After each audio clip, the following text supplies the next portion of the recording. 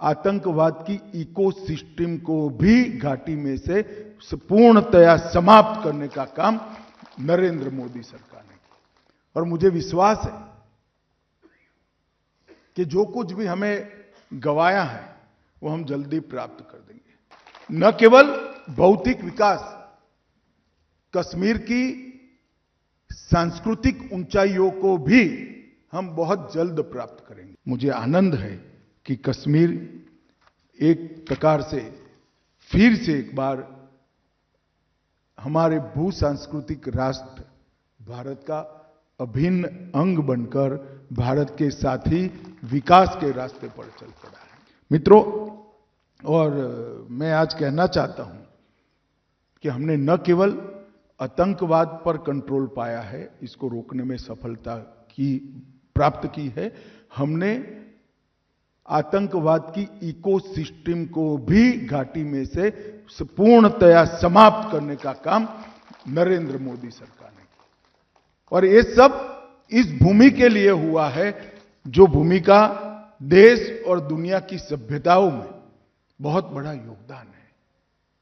हमारे देश की भाषाओं को, हमारे देश के व्याकरण को, हमारे देश के कई प्रकार की विधाओं को कश्मीर के विद्वानों ने समृद्ध किया है।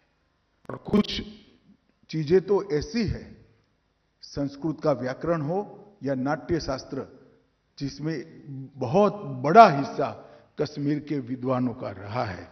और मित्रों, आज मुझे आनंद है कि कश्मीर एक प्रकार से फिर से एक बार हमारे भू सांस्कृतिक राष्ट्र भारत का अभिन्न अंग बनकर भारत के साथ ही विकास के रास्ते पर चल पड़ा है। वहां पर भी लोकतंत्र प्रस्थापित हुआ है। और मुझे विश्वास है कि जो कुछ भी हमें गंवाया है वो हम जल्दी प्राप्त कर देंगे। पूरा विश्वास है। न केवल भौतिक विकास, कश्मीर की सांस्कृतिक ऊंचाइयों को भी हम बहुत जल्द प्राप्त करेंगे। आधुनिकता को तो स्वीकारेंगे ही, मगर हमारा चीर पुरातन जो गौरव है उसको भी प्राप्त करेंगे।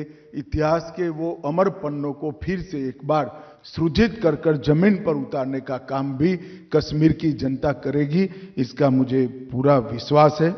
आज मैं इतना ही कहना चाहता हूं कि श्यामा प्रसाद मुखर्जी ने, जिन्होंने सबसे पहले एक देश में दो विधान, दो प्रधान, दो निशान नहीं होंगे कर अपना बलिदान दिया था, श्यामा प्रसाद मुखर्जी का एक वाक्य है, जम्मू और कश्मीर केवल भारत का अंग नहीं है, ये भारत की आत्मा का अभिन्न हिस्सा है।